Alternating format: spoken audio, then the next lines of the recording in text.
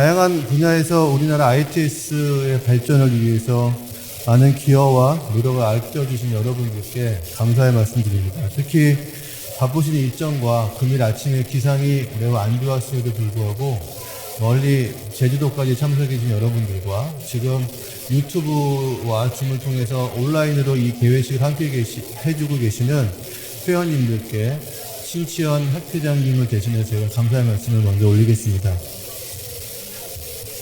우선 금번 2020년 가을학술대회는 코로나19 상황이 악화됨을 고려해서 방역지침을 철저하게 준수하며 학술대회를 개최하고 있음을 먼저 말씀을 드리겠습니다. 이를 위해서 본 학술대회는 온라인과 오프라인을 병행해서 진행하고 있고요.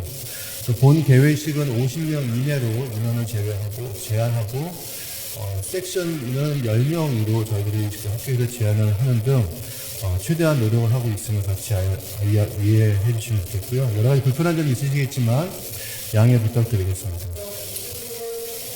금번 2020년 추계학술대회는 그린 뉴딜 정책에 따른 ITS 확대 추진 및 고도화란 주제로 많은 논문과 포스터 발표가 온라인과 오프라인으로 병행해서 진행되고 있습니다.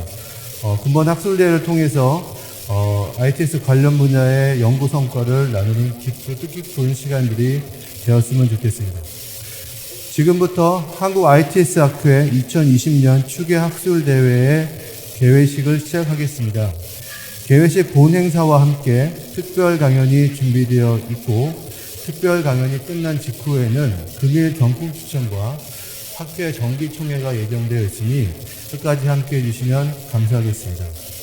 먼저 저희 학회의 신치현 회장님의 개회사로 학술대회를 시작하도록 하겠습니다.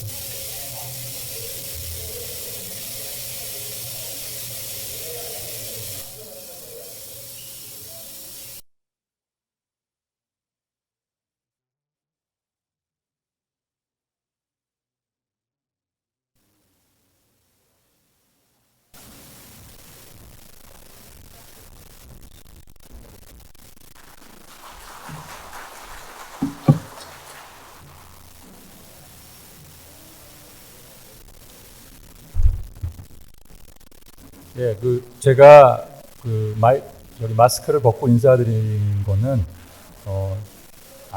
아무도 저를 알아보지 못하실 것 같아가지고 향후에 그래서 얼굴이라도 잠시 보여드리고 환영의 말씀드리는 게 낫지 않을까 그래서 마스크를 벗고 인사를 드렸고요. 지금 마스크를 쓴 이유는 보니까 여기 캡이 씌워지지 않아가지고 우리 이후에 축사하실 우리 귀빈들께서도 저로 인해서 혹시 당황스러운 경험을 하실까 조심돼서 저 마스크를 쓰고 말씀을 드리도록 하겠습니다.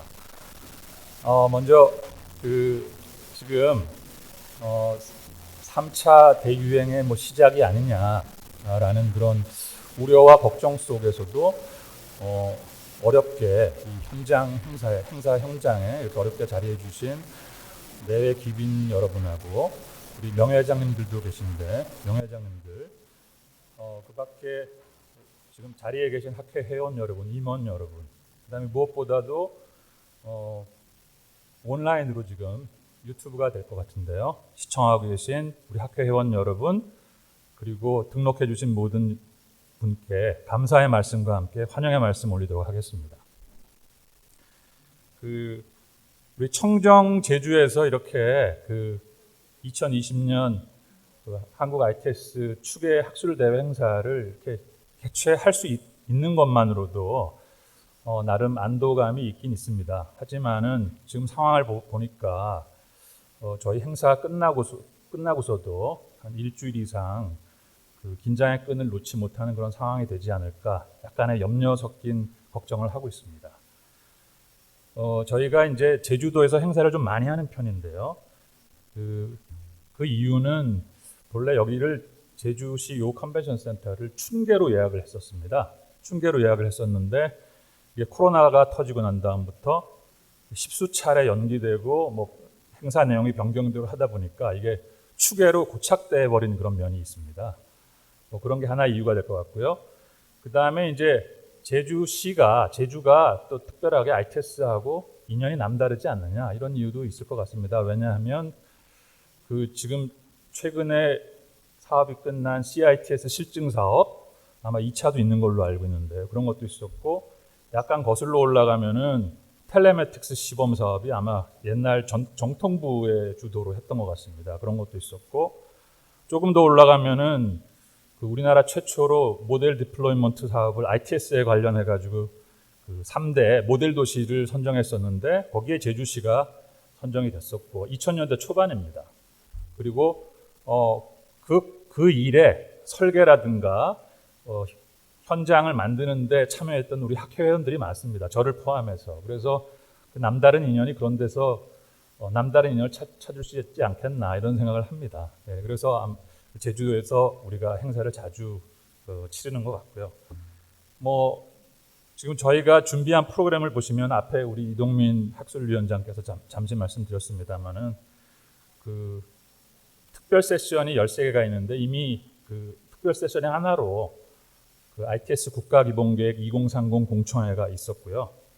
그 다음에 이제 기조연설을 해주실 예충열 단장님께서 기조연설을 해주실 텐데 한국형 뉴딜 속에서 ITS가 어떤 위상을 가지고 있는가, 그 다음에 향후 전망은 어떻게 될 것인가 이런 것들을 아마 말씀해 주실 것 같아요. 그러면 각자의 입장에서 우리가 미래를 한번 예측해보고 또 준비도 할 수 있을 것 같습니다. 그런 좋은 기회가 될 것 같고요. 그 밖에는 아닙니다만 지금 2026년도 ITS 월드 콩그레스를 강릉에서 유치하기 위해서 우리 강릉 시장님도 오셨는데 굉장히 많은 노력을 하고 계십니다. 아마 유치 전략이라든가 프로그램 면면을 소개받으실 수 있을 것 같습니다. 그다음 우리 학술 프로그램 면에서는 아까 말씀드린 13개의 특별 세션이 있습니다. 특별 세션이 있는데 그 세션마다 정부 산하기관, 그다음에 국책연구원, 그다음에 연구단, 그다음에 대학교 이런 데서 지금 개최하고 있는데 연구 성과를 서로 공유하는 기회가 될 텐데 개별 세션별로 벌써 한 4-5편의 논문이 발표되니까 특별 세션만 해도 한 60편의 논문이 됐고요. 그 밖에 일반 세션으로도 2가지 갈래로 나눕니다만 온오프라인으로 구두 발표를 하시는 분하고 포스터 발표를 하시는 분이 있는데 이것만 해도 한 160편이 넘습니다, 논문이. 그래서 나름대로 규모 있는 행사가 지금 된 거 아닌가 이런 자평을 하고 있습니다. 그렇지만 약간 아쉬운 면도 있는데요. 우리가 항상 개회식이 끝나면은 전 회원이 모여서 등록하신 모든 분이 모여서 같이 식사하던 그런 전통이 있었습니다. 그런데 이번 코로나로 인해 가지고 같이 식사하는 만찬 행사는 우리가 할 수 없게 됐습니다.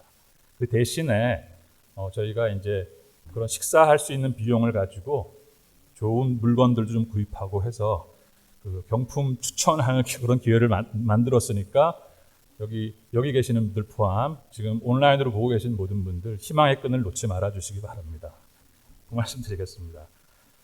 그리고 이 행사 준비위해 가지고 노력해 주신 분이 우리 쏙 부회장님하고 학회 사무국이 노력 많이 하셨고요. 특별하게 이 비대면으로 전환해서 운영하는데 많은 노력이 드는데 여기에 우리 서영우 홍보이사님께서 특별하게 노력해 주셨고요. 프로그램을 잘 구성하는데 이동민 학술위원장도 노력 많이 보태주셨습니다. 감사드립니다. 그리고 지금 일일이 거명하는 게 예의겠습니다만은 이 행사를 위해 가지고 후원해 주신 기관하고 그다음에 기업에도 감사 말씀 다시 드리겠습니다. 제가 마지막으로 당부 말씀 비슷하게 드려야 될 것 같은데요. 이게 좀 학술 행사라는 게 원래 우리 전문가들이나 공부하는 사람들의 소통의 장이고 교류의 장이지 않겠습니까? 그런데 지금 상황이 여의치 않은 것 같습니다. 상황이 여의치 않은 만큼 방역 지침을 잘 준수하시는 가운데 기지를 발휘하셔가지고 우리 학술대 행사 기간 아주 스마트하고 인텔리전트한 그런 경험을 누리시기를 부탁드리면서 인사 대신하겠습니다. 이상 마치겠습니다.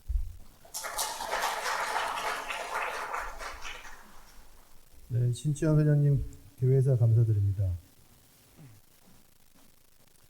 이어서 축사를 진행하도록 하겠습니다. 먼저 바쁘신 와중에도 자리에 참석해 주신 국토교통부 주현정 도로국장님의 축사를 듣도록 하겠습니다.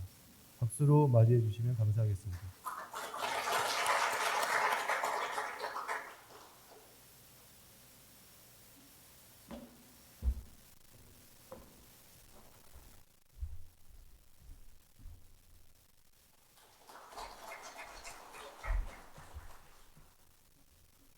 예, 저 국토교통부 도로국장 주현종입니다. 예, 반갑습니다. 사실 이제 오늘 그 한국 ITS 학회 추기 학술 대회를 갖다 개최하게 됐는데요. 진심으로 축하의 말씀을 드리고요. 사실 지금 이제 뭐 정기국회가 한창 뭐 예산과 법안을 갖다 심의하고 있어가지고서 제가 이제 이번 주 같은 경우에는 예결위에서 예산안 조정심사의 소위를 갖다 구성하기 때문에 운영하기 때문에 오늘 여기를 갖다 제가 이제 못 오지 않을까라는 생각을 하고 있었는데 갑자기 국토부에 대한 심의가 대폭 앞당겨져 가지고서 오늘 제가 여기 올 수 있게 된 것 같습니다. 아무튼 반갑습니다. 뭐 잘 아시다시피 지금 이제 한국판 그 뉴일로서 말이죠. 저희가 엄청난 그 ITS에 대한 투자 계획을 범정부적으로 수립을 하고 있고요. 또 이제 이걸 갖다 구현하기 위해서 2021년도 예산 안에도 상당히 엄청난 이제 금액이 정부 안에 반영이 되어 있습니다. 이제 아울러서 앞으로 4년 동안 약 4조 원 정도가 ITS에 투입될 이제 그런 계획으로 있죠. 그러니까 또 이제 아울러서 지금 오전에도 전문가 공청회를 이제 한 바 있습니다면서도 저희가 또 ITS 기본 계획을 지금 입안을 하고 있습니다. 그래서 ITS 기본 계획에 그런 사항을 갖다 백업할 수 있는 좋은 그런 아젠다들이 내질 있게 반영돼야 되는 그런 이제 또 중요한 그 시기에 와 있는 것 같습니다. 그런 시기에 이렇게 아름다운 섬 제주도에서 이렇게 ITS 학술 대회를 개최하게 된 것이 상당히 의미가 있지 않나 하는 생각을 또 하고 있습니다. 오늘 이렇게 행사를 개최해 주신 한국 ITS 학회 신치현 회장님을 포함한 회장단 여러분과 또 TS의 권병은 이사장님 그리고 강릉시의 김한근 시장님을 포함한 내외빈 여러분 정말 반감의 인사를 올리겠습니다. 작금에 전 세계가 코로나19로 인해서 어려운 상황이 있지만 어찌 보면 포스트 코로나 시대를 선도해가는 이정표가 안전, 비대면, 디지털화 등으로 오히려 명확해졌다고 생각이 됩니다. 오늘의 추기 학술대회처럼 소규모만 참석하는 영상회 개최 등이 이제는 낯설지 않은 상황이 되었기 때문입니다. 코로나19를 계기로 비대면, 디지털화의 속도는 더욱 빨라지고 우리의 일상을 지켜주는 인프라는 가장 중요한 사회적 이슈 하나로 떠오르고 있습니다. 특히 많은 미래학자와 전문가들은 포스트 코로나 시대에는 도로교통 분야에서 가장 큰 변화가 있을 것으로 예견하고 있습니다. 원격 근무, 온라인 쇼핑 등의 증가로 인해서 불필요한 개인 통행이 감소하고 O2O 수요 확대로 인한 물류 통행 증가 등이 대표적인 변화가 될 거라고 생각합니다. 정부도 포스트 코로나로 인해서 야기하는 그런 상황을 대비하기 위해서 한국판 요절 정책을 중심으로 미래를 준비하고 있습니다. 주지하다시피 우선 SOC 디지털화 정책으로 전국 주요 도로에 2027년 완전 자율주행 자동차의 상용화를 목표로 해서 CITS 인프라를 구축하겠습니다. 또 2025년까지 고속도로는 물론 국도 전 구간과 지방도 주요 구간에 CITS 인프라를 구축함으로써 교통안전을 강화하고 원활한 자율주행을 지원할 계획으로 있습니다. 아울러 완전 자율주행차 도입 및 자율주행 서비스 상용화 촉진을 위해 선제적으로 레벨 4 시험 환경을 조성하고 자율주행 서비스 시범 추진 등 자율자동차 상용화 기반 조성도 병행하여 추진하도록 하겠습니다. 이외에도 교량, 터널, 사면 등의 IoT, 디지털 기술을 접목해서 효율적이고 과학적인 시설 유지 관리 체계를 구축해 나갈 계획으로 있습니다. 미래 모빌리티 신산업인 드론, 마스, 공유 차량, 무인 셔틀에도 연구 개발 및 투자 지원을 아끼지 않을 계획으로 있습니다. 이렇게 추진되는 모빌리티 프로젝트를 통해서 ITS 산업은 양적으로 확대되는 것은 물론 질적으로도 고도화가 가능하게 될 것이며 보다 친환경적이며 지속 가능한 미래 모빌리티 사회가 구현될 것입니다. 앞으로 IT 기술 발전은 더더욱 빨라질 것이며 스마트 시티, 자율주행차, 드론 모빌리티 등의 도입은 더욱 가속화될 것입니다.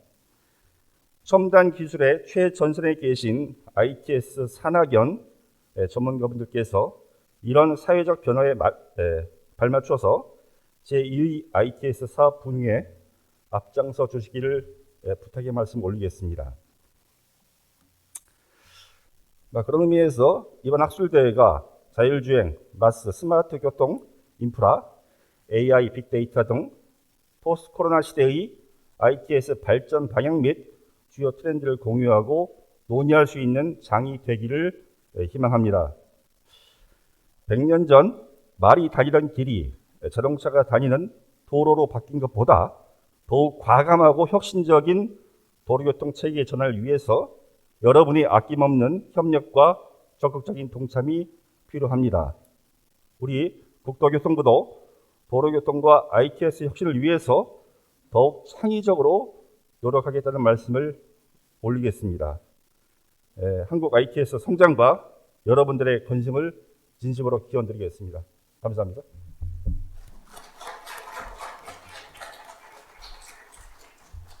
네, 주현종 국장님 축사 감사드립니다.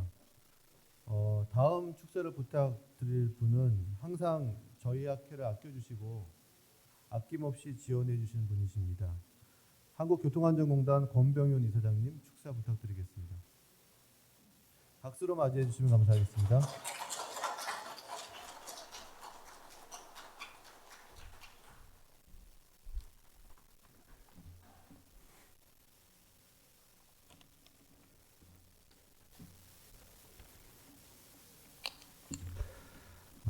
먼저 2020년도 우리 한국 ITS 학회 추계 학술대회 개최를 진심으로 축하드립니다. 저는 코로나 때문에 못할 줄 알았어요. 상당히 개인적으로 많은 걱정을 했는데 그래도 이 어려운 여건 속에서 우리 이렇게 세심한 준비를 해주신 우리 신치현 회장님을 비롯한 관계자 여러분께 감사의 말씀을 먼저 드리겠습니다. 아마 십수년 전쯤 될 것 같은데 저희 ITS 학회에서 그때 똑똑한 도로, 뭐 운전자 없는 자동차, 뭐 날아다니는 자동차 이런 거에 대해서 얘기를 한 것으로 제가 기억이 납니다. 이런 논의가 이제는 자율주행차니 뭐 UAM이니 이제 우리 삶에 굉장히 가까이 다가왔다는 것을 느낄 수 있습니다. 이런 측면에서 우리 ITS 학회의 그 미래를 보는 어떤 견해라고 할까, 시각이라고 할까, 이것이 정말 대단하다는 것을 다시 한번 느끼게 됐습니다. 진심으로 이 자리를 빌려서 축하를 말씀을 드리고, 지금 뭐 코로나 때문에 여러 가지 환경이 바뀌고 있는데, 이 코로나가 결국은 우리 주현중 국장님께서도 말씀하셨듯이 스마트 IT에 대한 의존도가 더욱더 높아질 거라는 거죠. 여기에서 우리 ITS의 역할이 더 커지지 않을까 하는 생각도 듭니다. 뭐 정부도 역시 지금 포스트 코로나와 관련해가지고 뭐 디지털 그린을 화두로 하는 그 한국판 뉴딜을 뭐 추진하고 있고요. 그러한 뉴딜 정책 추진에 맞춰서 금년도 ITS 학회가 갖고 있는 이 의제로 상당히 시기적절한 것 같습니다.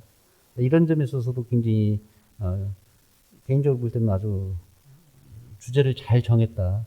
그리고 굉장히 필요한 타이밍이다. 이런 생각이 듭니다.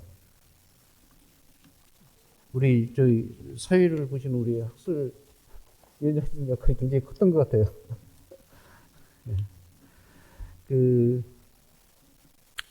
저희 공단에서도 굉장히 많은 지금 이 관심을 갖고 있는 게 이제 4차 산업혁명과 관련된 건데, 이 4차 산업혁명의 핵심이 뭐 다 아시다시피 융복합니다. 융복합. 융복합을 가장 먼저 실현하는 그리고 고민하는 학회가 나는 ITS 학회라고 생각합니다. 아마 과거부터 이렇게 그런 융복합하는 부분에 대해서 굉장히 열린 마음으로, 열린 자세로다 이 문제를 접근했던 학회가 아닌가 이런 생각이 들기 때문에 앞으로 미래 사회에 굉장히 중요한 어떤 비전과 어떤 모습을 이렇게 보여줄 수 있지 않을까 이런 기대도 해봅니다.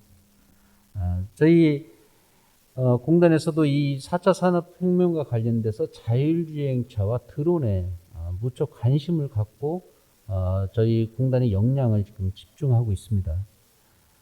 제가 연초에 CES에 가가지고 자율주행차와 관련해서 전 세계에서 나오는 아마 최첨단 3종의 자율주행차를 시승을 했습니다. 이거는 아마 한국 사람 중에서 누구도 그거 아마 타보지 못했을 겁니다. 저는 어떤 식으로든지 한번 타봤는데 기술에 관한 문제가 아닙니다. 엄청나게 수준이 높습니다. 너무 똑똑해서 문제입니다. 이 똑똑한 것을 얼마만큼 유연하게 해줄까 이것을 고민하고 있다는 겁니다. 그런 걸 보면서 이제는 지금 저희가 레벨 3 상용화를 2020년 원래 하반기 이때쯤 예상을 했는데 아마 내년 상반기쯤에 아마 저희가 구입을 할 것 같습니다. 그렇지만은 지금 실험실이나 이런 데서는 레벨 4, 5를 지금 다 테스트를 하고 있습니다. 저희 공단에서도 지금 R&D 국가 R&D 과제로다 레벨 4를 실증 사업을 지금 추진 중에 있습니다. 우리 여기 계신 학회 전문가 여러분들의 많은 도움도 부탁드리겠습니다. 오늘 저희가 이런 학회를 하면서 저는 또 이런 생각을 해봅니다.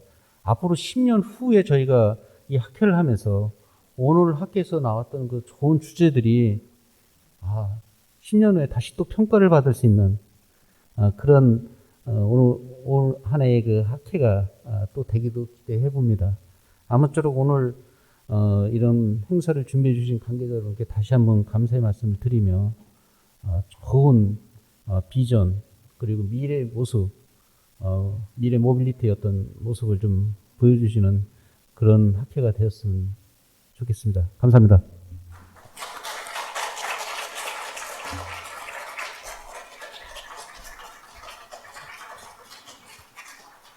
네, 권병우 이사장님 감사합니다.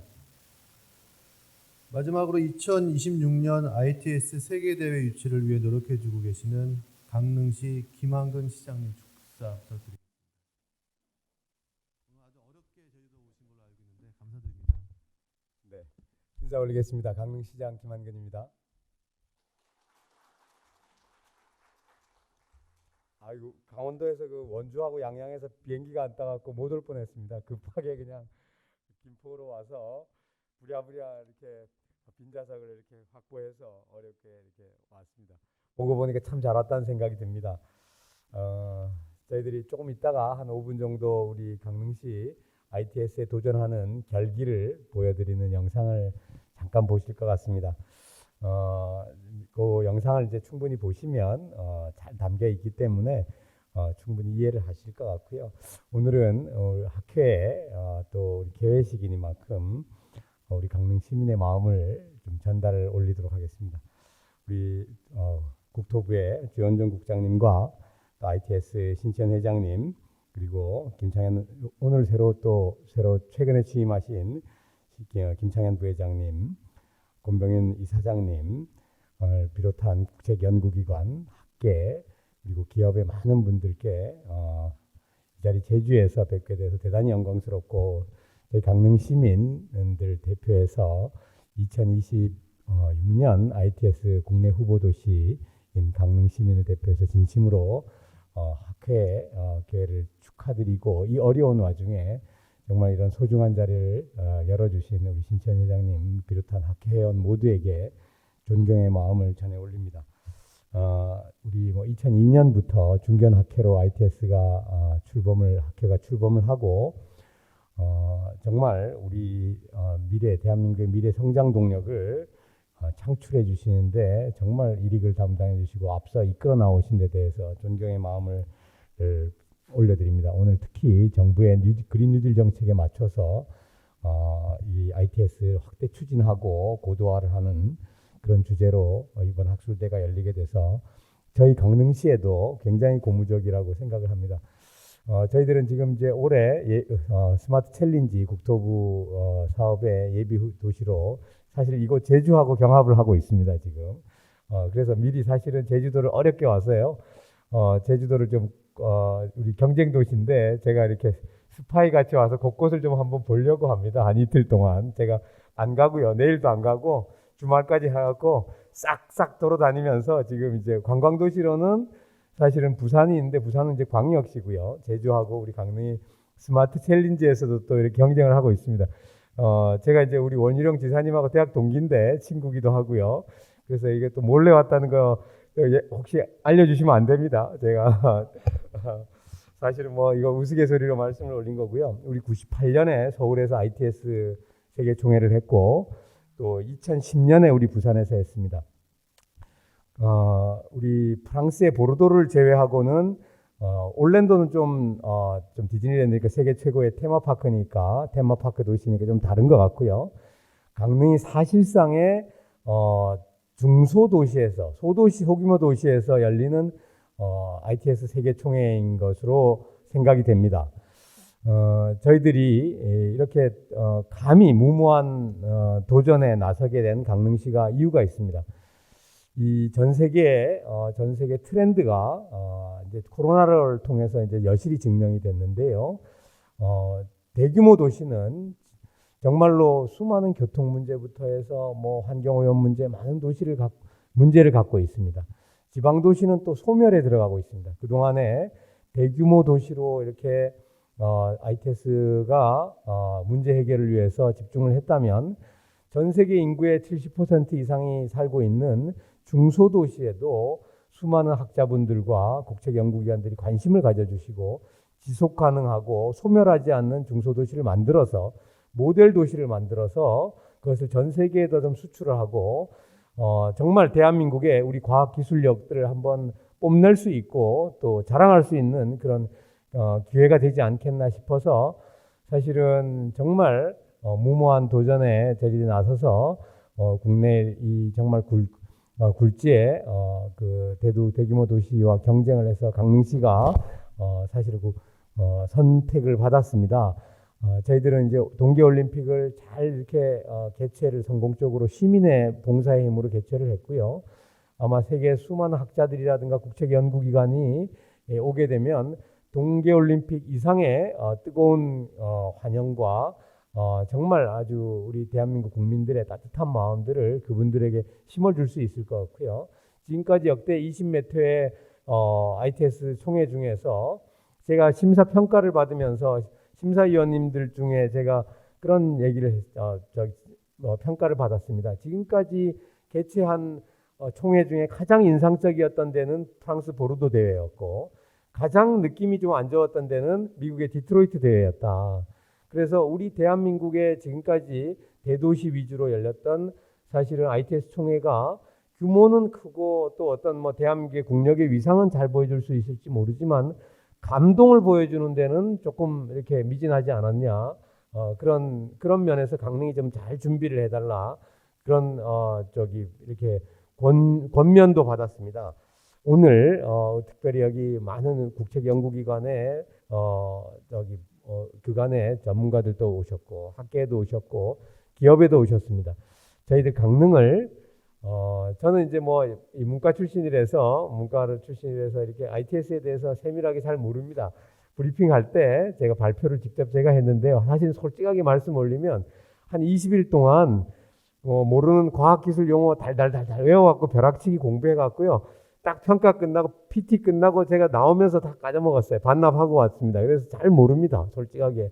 그렇지만 이런 거는 있는 것 같습니다. 강릉을 테스트베드로 좀 활용을 해주셔서 여기서 많은 실험을 해서 2026년에 정말 전 세계 사람들에게 우리 대한민국의 기술력, ITS의 우수함, 전 세계를 향해서 정말 턴키 방식으로 수출할 수 있는 그런 많은 공간들을 보여줄 수 있고 또 수출이 되기를 우리 강릉에서 활용을 해주시면 좋겠다. 그런 소망을 갖습니다. 저도 뭐 평생을 여기 뭐 권병현 이사장님이나 우리 조현정 국장님처럼 평생을 공직자로 살았습니다. 분야는 다르지만 어쨌든 대한민국이 그동안에 한 20년 동안에 눈부신 국력의 발전을 이뤘는데 저는 포스트 코로나 이후에 전 세계에서 유치할 수 있는 가장 정말 어마어마한 대한민국의 국력을 보여줄 수 있는 것이 ITS 세계총회라고 생각합니다. 왜냐하면 우리가 모바일 올림픽 MWC가 있습니다. 모바일 월드 컨그레스가 바르셀로나에 열리지만 그건 우리가 절대 유치할 수가 없습니다.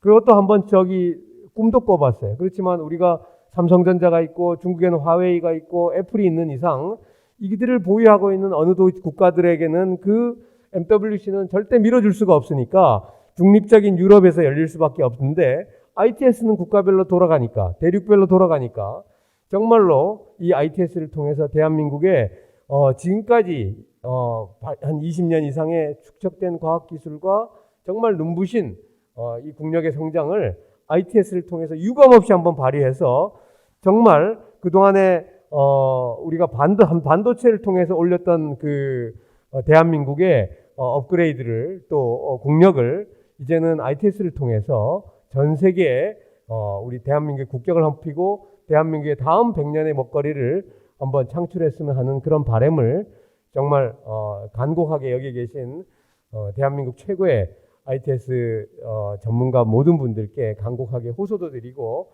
우리 강릉을 좀 이렇게 애정어린 눈으로 봐주시면 좋겠습니다. 저희 강릉이 사실은 자랑은 하지는 않습니다만은 우리 제주도가 1년에 한 1,500만 명 이상의 외국인 관광객이 찾는 국내 또 외국인 합쳐서 1,500만이 찾는 대한민국 대표 관광지입니다. 강릉은 외국인은 좀 덜하지만 2천만 명 이상이 찾는 국내 최고의 관광지입니다. 그런데 사실은 외국인도 좀 왔으면 좋겠어요. 사실은 그동안에 교통 때문에 외국인은 많이 못 왔는데 올해 이제 우리가 국제 관광 거점 도시로 선정이 돼서 앞으로는 코로나 이후에 많은 외국인도 올 것 같습니다. 2026년 ITS 아직 넘어야 할 산이 있고 타이베이와 치열한 경합을 물밑에서 하고 있습니다. 반드시 이뤄낼 거고 대한민국 국격에 우리 국토교통부를 중심으로 해서 저희들이 강릉시도 열심히 뒤에서 이렇게 묵묵히 맡겨진 직책들을 수행하도록 하겠습니다. 많이 도와주시기를 바라고 정말 큰 사랑을 주시면 저희들 한번 열심히 해보겠습니다. 감사합니다.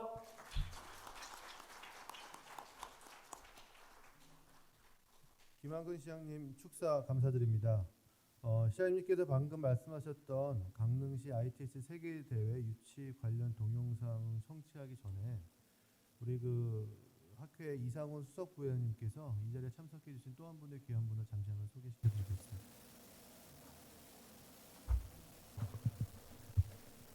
감사합니다. 예, 수석부회장 이상훈입니다.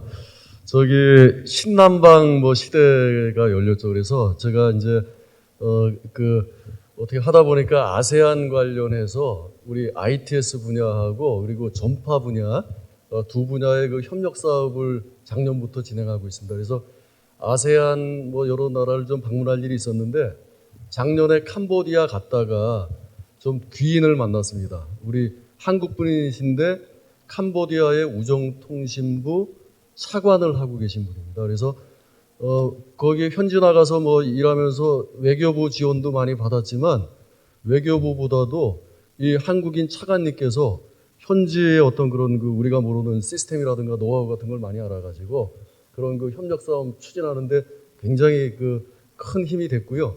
근데 차관님이 올해 2월 달에 그 훈센 총리님 모시고 우리 한국에 들어오셨다가 어머님이 갑자기 위독해지시고 뭐 코로나 때문에 못 나가시고 그러면서 아예 그 요번에 한국에 좀 정착을 하시려고 자리를 잡으셨습니다. 그것도 다른 데도 아니고 강릉시에. 그래서 이 임지호 차관님이신데 한국의 그 전자정부 그리고 스마트 시티를 이미 캄보디아 쪽에 이렇게 그 수출을 하시는 그 성과를 이루셨고요. 그래서 제가 ITS도 앞으로 좀 그 아세안에 많이 좀 확산을 해야 되기 때문에 ITS 학회에 저희 그 회장님하고 저기 상의해서 모셨습니다. 그래서 앞으로 좀 이쪽 지원을 좀 많이 해주시기를 부탁드리려고 모셨는데 소개해드리겠습니다. 박수로 좀 맞아주시기 바랍니다.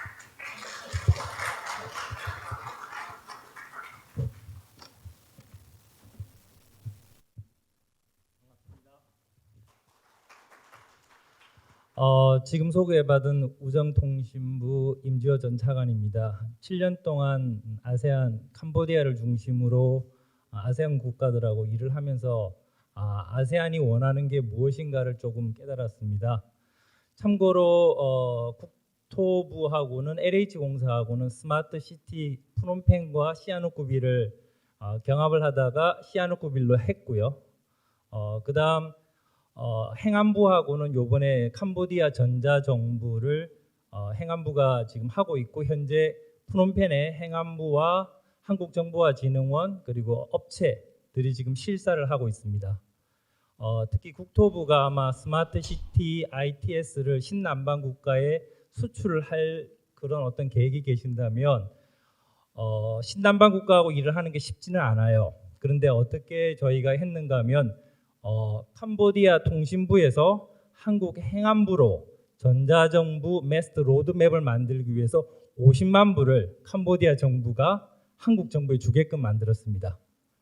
그렇게 되니까 이제 캄보디아 정부가 빠져나가지를 못해요. 한국 정부가 이거 해달라면 달려들고 저거 해달라면 달려들고 해서 아마 국토부나 기관들이 동남아 국가들하고 일했을 때 좀 힘든 점이 있었을 건데 행안부는 이거를 하나의 시범 케이스로 동남아 국가 미니멈 돈을 대고 그리고 나머지 한국의 어떤 노하우나 그런 것들을 합세해서 만든다면 굉장히 나름대로 파괴력 있게 동남아 시장을 개척할 수 있을 것 같습니다. 그리고 저희가 텔민이라고 동남아 10개국 장관님과 텔솜이라고 차관들 미팅이 있어요. 이 동남아 10개국은 똘똘 뭉쳐서 움직이는데 이 장관님들 미팅이 통신부 미팅이지만 ITS하고 연결이 될 거예요. 그리고 참고로 외교부라든지 한국 정부 기관만 믿다가는 일이 좀 안 되는 경우가 종종 있습니다. 왜냐하면 외교부는 프로토콜로 달려들고 있고요. 다른 부서들은 어떠한 뭐 특별한 일 없다가 갑자기 급해서 와서 부탁을 해요.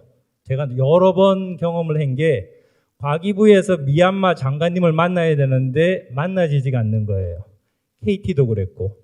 그래서 지금 강릉 ITS 세계 총회 유치를 위해서는 제일 첫 번째 동남아 사람들한테 필요한 거는 진정성입니다. 갑자기 무슨 일이 생겨서 도와달라, 투표를 해달라는 것보다 화상이라도 좋고 자주 얘기를 하든 아니면 어떤 무언가를 주고받아서 믿을 수 있다. 한국 강릉을 내가 믿을 수 있다라는 진정성이 있어야 되고요. 그 다음 두 번째는 일관성입니다. 일관성이라는 거는 갑자기 장관님이 바뀌었다, 국내 정치가 어떻다 이렇게 하면서 텔민의 한국 과기부 장관님이 참석을 종종 안 하셨어요. 그렇다 보니까 10개국 장관님이 저를 잡아놓고 왜 한국은 장관회의에 장관이 안 오느냐라고 저한테 나무라시더라고요. 그런 것처럼 아까 말했듯이 진정성이 있어야 되고요. 그게 첫 단추입니다. 그 다음에는 일관성을 가지셔야 돼요. 무엇이 국내 정치적 상황이 어떻든 위에 장관님이든 차관님이 바뀌었다라고 바로 정책이나 그러한 것들을 바꾸시면 동남아에 있는 10개 국가가 한국이 선진국이기 때문에 따라는 가겠지만 한계를 느껴요. 그래서 특히 이번에 강릉 세계 유치에 뭐 말레이시아, 태국, 인도네시아 이 세 나라가 나름대로 투표권을 갖고 있는데 이 세 나라를 공략을 하시려면 지금부터 진정성 있게 접근하셔야 되고요. 그 말은 강릉이 지금 이런 상황이고 미래가 이렇게 가니 당신들과 이렇게 했으면 좋겠다. 우리도 당신들로부터 배울 게 있다. 라는 어떤 진정성을 가지셔야 되고 그 다음에는 일관성입니다. 지금 한국이 이러한 발전 속에서 앞으로 정권이 바뀌든 뭐 어떻든 동남아 사람은 한국이 5년 안에 대통령 5년 안에 무언가를 못하면 일이 안 된다는 걸 알아요. 그러니까 5년 안에 끝내야 된다고 생각합니다. 그래서 그런 일관성을 갖고 그 다음에 신뢰성만 갖고 계신다면 그 어떠한 상황에서도 동남아 국가들이 한국을 배신하지 않습니다. 그래서 진정성과 일관성과 신뢰성 이 세 가지를 가지고 신남방, 신북방 정책에 하시면 많은 도움이 될 거라고 생각합니다. 감사합니다.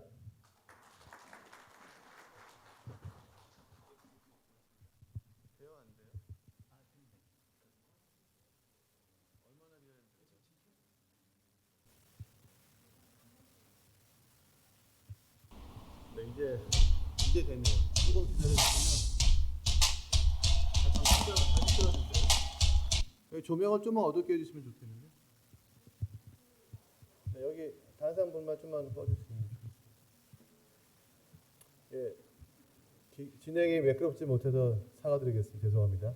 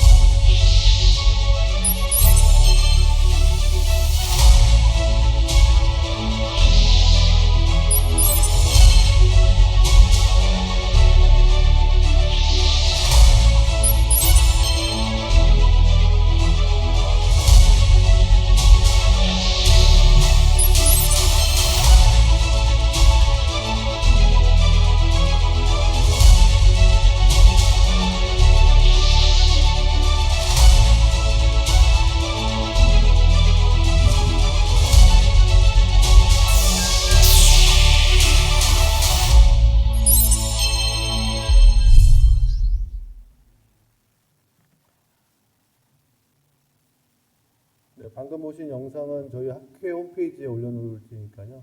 필요하신 분들은 널리 홍보 부탁드리겠습니다.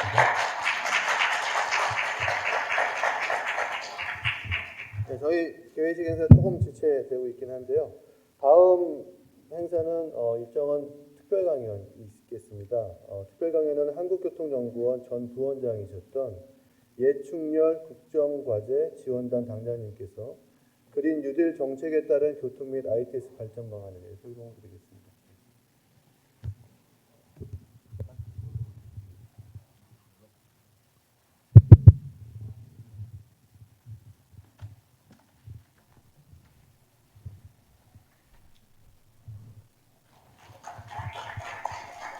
네, 안녕하십니까. 한국교통연구원 예충렬입니다.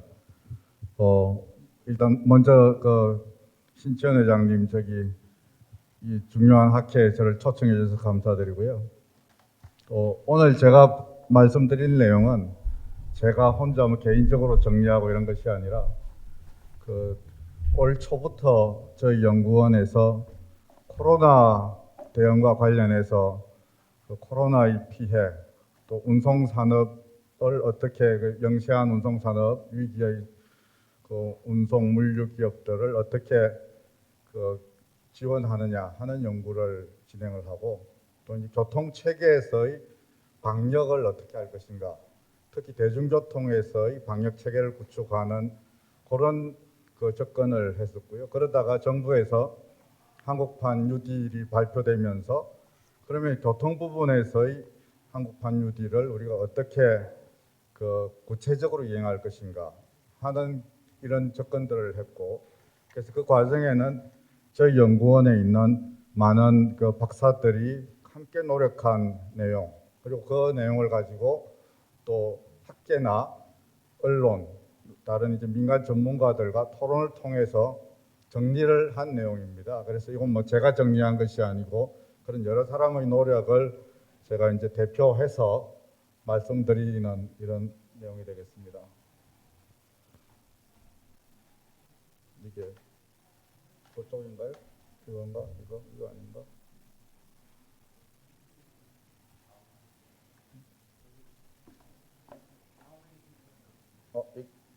눌렀어요? 예. 그래서 먼저 이제 코로나가 어떻게 진행이 됐는지를 말씀드리고자 하는데요. 바로 넘겨주세요. 이거 좀. 무슨 마우스가 없나요? 미션이에요?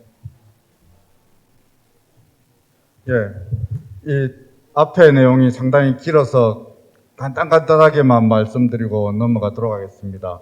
이 코로나가 지금 또 새로운 웨이브를 형성하고 있는 것은 걱정입니다만은 이게 재발 가능성이 상존하고, 코로나가 아니더라도 앞으로 이제 기후 위기에 따라서 감염병이 많이 재발할 것으로 보이는데요. 이거 어느 거 눌러야 되죠? 이건가? 밑에 거? 예. 그래서 사회적 거리두기가 이런 생산 위축을 가져오고 또 수요를 감소하고 하는 과정이 교통에서도 똑같이 나타나게 됩니다. 그래서 앞으로는 정부의 역할이 굉장히 중요해지고, 또 디지털 비대면 서비스를 지원하기 위한 디지털 전환이 굉장히 필요하다. 그래서 오늘 ITS 학회가 특히 회원님들이 많은 노력을 해주셔서 이 디지털 전환이 잘 되도록 해야 되겠다 하는 말씀드리고요. 그동안 교통 부분에 어떤 영향이 있었는지를 볼 것 같으면 이 비대면 활동이 굉장히 증가하고, 또 개인교통이 선호되면서 대중교통 수요가 상당히 줄어들었습니다. 물류 측면에서도 잘 아시다시피 택배, 배달 서비스가 굉장히 늘었고요. 그에 따른 여러 가지 이제 정책적 대응이 요구되고 있습니다. 항공은 저도 오늘 비행기 타면서 왜 이렇게 사람이 많나 깜짝 놀랐습니다만, 국내선이 그렇지 국제선은 거의 96% 이상 이렇게 수요가 줄어들어서 굉장히 어려운 상황이고, 항공산업의 구조조정, 지금 언론에서 매일 목도를 하고 있는 내용입니다만은, 이 3월 첫 주에 가장 교통 운송량이 줄어들었죠. 그래서 그래프에 이제 자세히 잘 안 보입니다만은 대부분 이제 3월에 최저점을 기록하고 그 지역 간 통행이 거의 한 60%까지 줄어들다가 수도권은 이제 상당히 회복이 됐습니다. 그래서 3월 30% 정도 줄어들었다가 10월에는 오히려 그 통상적인 이 운송량보다 많은 110%까지 갔는데요. 아마 이제 또 거리두기가 강화되면서 다시 조금 영향이 있을 것 같습니다.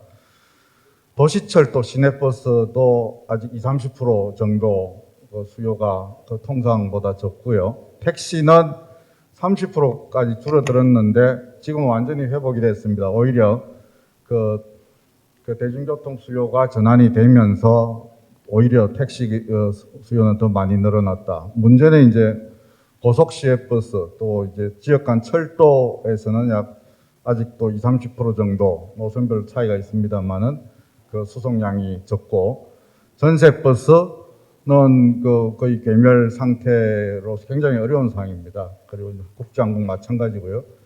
그래서 이제 이 운송 산업을 어떻게 도울 것인가 하는 측면에서 고민하는데 오늘은 그 말씀도 안 드리고 또 이제 방역 체계를 어떻게 구축할 것인가 하는 게 중요한데 그것도 오늘의 말씀드린 사항은 아닌 것 같습니다.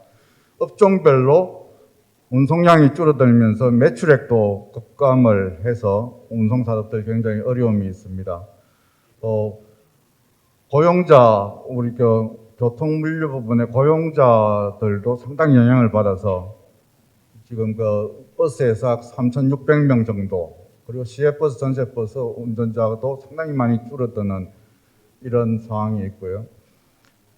택시도 마찬가지입니다. 택시도 줄어들었고, 지역별로는 뭐 세종이 많이 감축이 있었습니다만, 이런 운송산업, 그리고 이제 교통물류 산업 종사자들도 상당히 많은 피해를 보고 있다 하는 겁니다. 물류는 이제 조금 나눠지는데요. 이게 국제 물동량이 조금 줄어들면서 컨테이너 실적이 감소했으나 택배 화물은 보통 연평균 한 10% 정도 성장을 하는데 지금 한 20% 이상 성장을 하는 또 2배 정도 더 성장을 많이 하고 있죠. 항공운송 앞에도 말씀드린 내용과 같습니다. 굉장히 어렵고 지금 구조조정이 활발하게 또 논의되고 있습니다.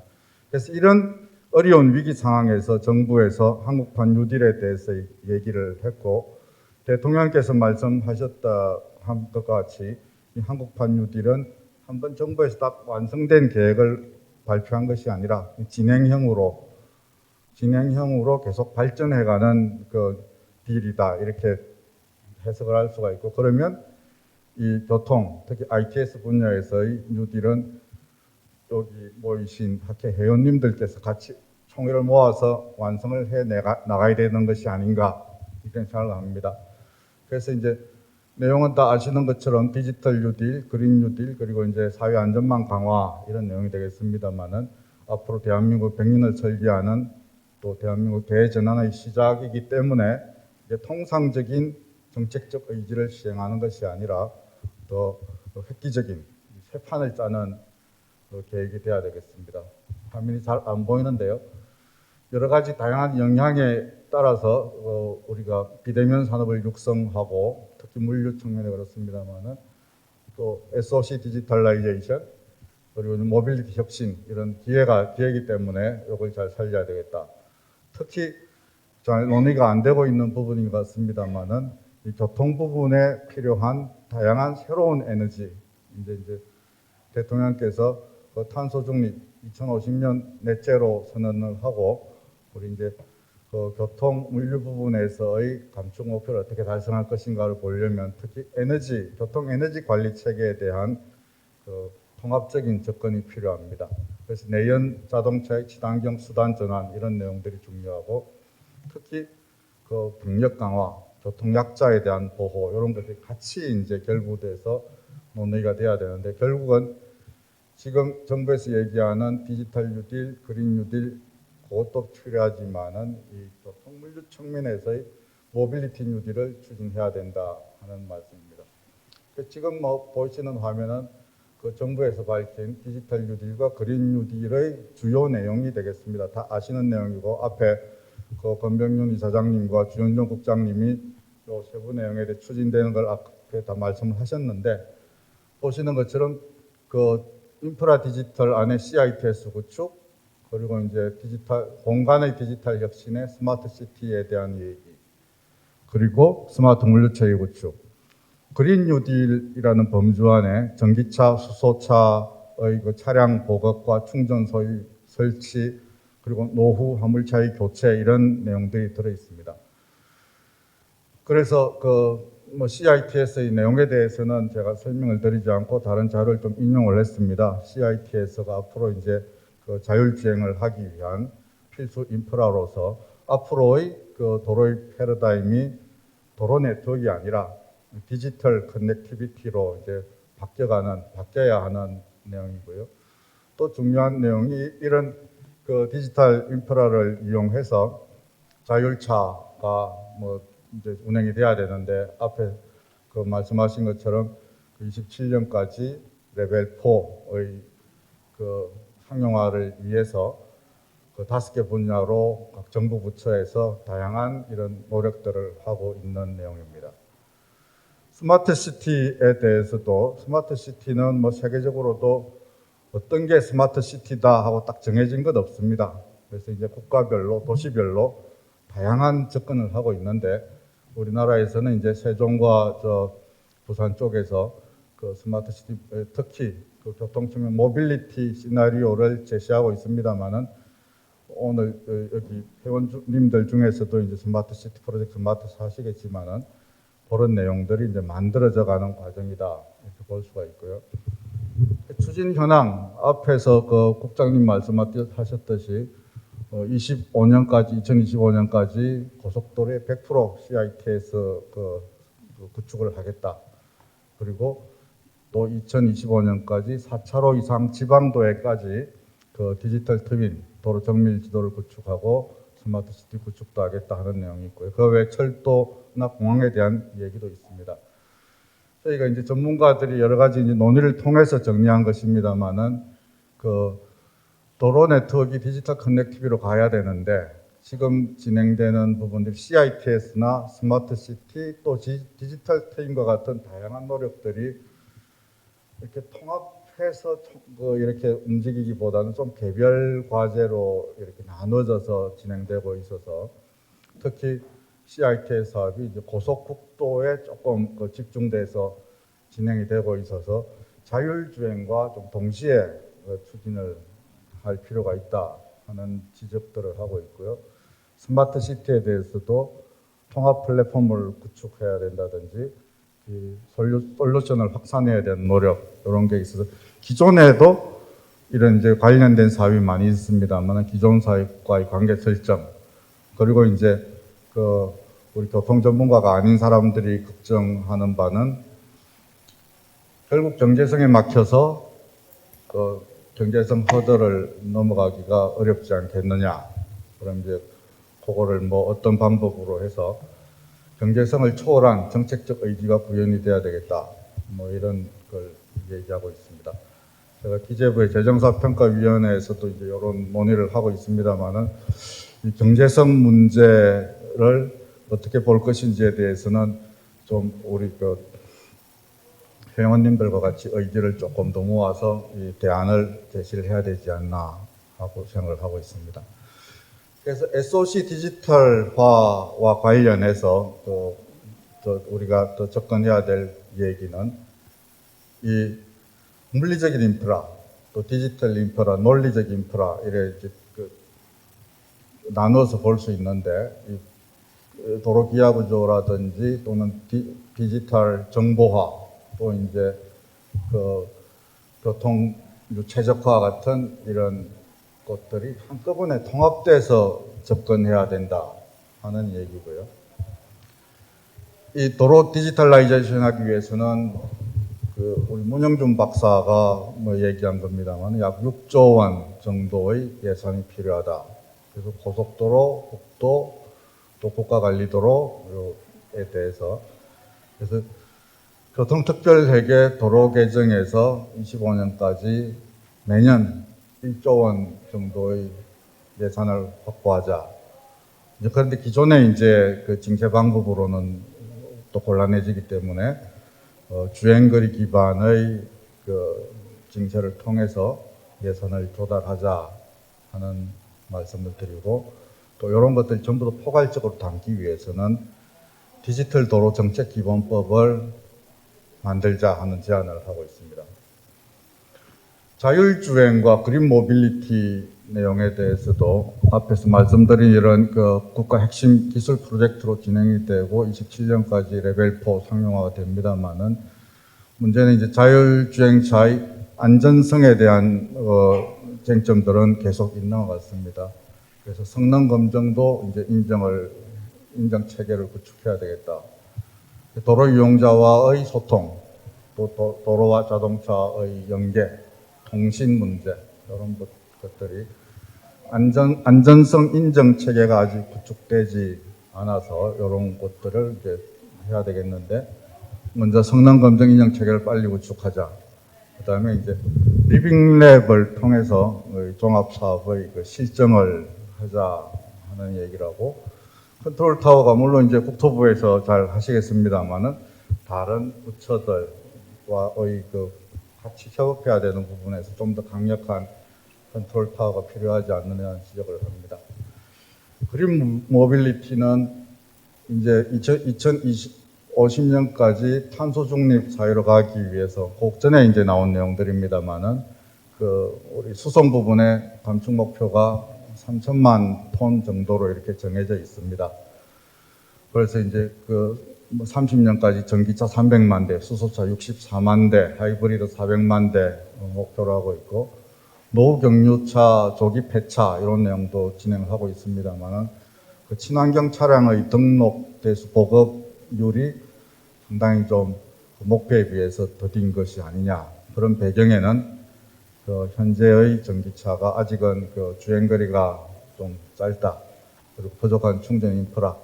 이건 뭐 이런 내용은 하루가 다르게 새로운 정부 계획이 발표가 되고 이제 지자체들도 추진이 되기 때문에 업데이트가 돼야 되겠습니다만은, 그때까지는 좀 승용차 위주의 개발이 진행되고 있다.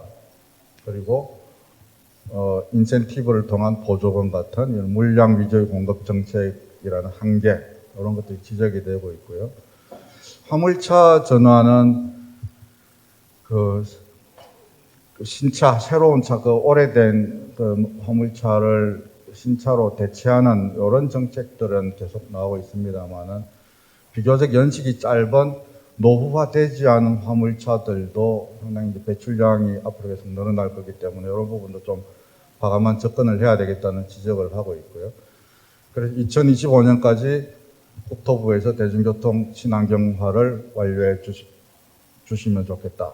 뭐 이런 내용을 지적을 하고, 화물차 친환경 전환 로드맵은 여러 부처에 걸친 내용이기 때문에 범부처적으로 추진을 하고, 특히 이 자율주행 또 그린 모빌리티가 그 모빌리티 서비스, 실제 그 교통 운송 서비스를 제공하는 그 정책하고, 그 다음에 친환경 에너지의 생산 그리고 조달, 특히 수소 같은 경우에는 그 생산 비용이라든지 또 운송에 상당한 비용이 들기 때문에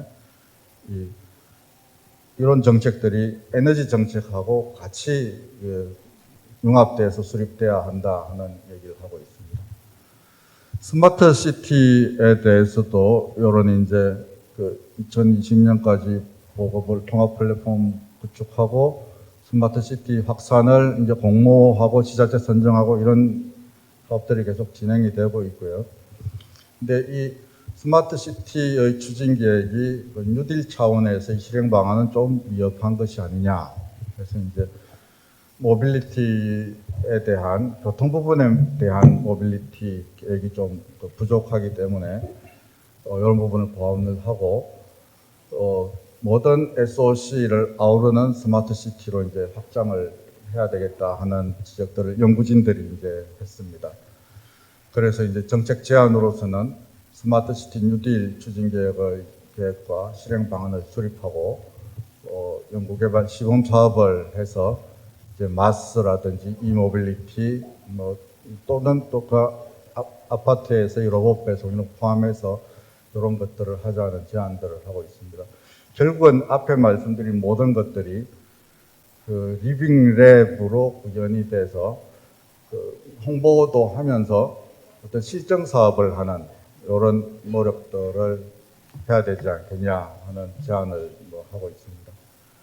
스마트 물류 체계도 주로 이제 그 도시 물류 인프라의 스마트화를 포함해서 또 물류 유통 시스템의 스마트화, 그린 물류 체계 구축, 더불어서 종사자의 그 보호, 소비자 만족도 이런 내용들이 중요하겠습니다만은 우리 국토부가 주도를 많이 해서 특히 도시 물류 시설 확보 이런 노력을 하고 있습니다만은 그 민간에서 지적하는 얘기는 정부 주도, 공공 부분의 주도를 하면서 결국은 이용자, 서비스를 실행하는 쪽은 민간인데 그런 기획과 그 계획 단계에서 민간이 좀 빠져 있기 때문에 그 모든 과정에서 이제 그 민간이 참여해서 하게 하자는 얘기를 하고 있고요. 이제 물류 부분에서 R&D를 많이 진행을 합니다만은 그동안은 이제 물류 부분에 대한 투자가 너무 적었다.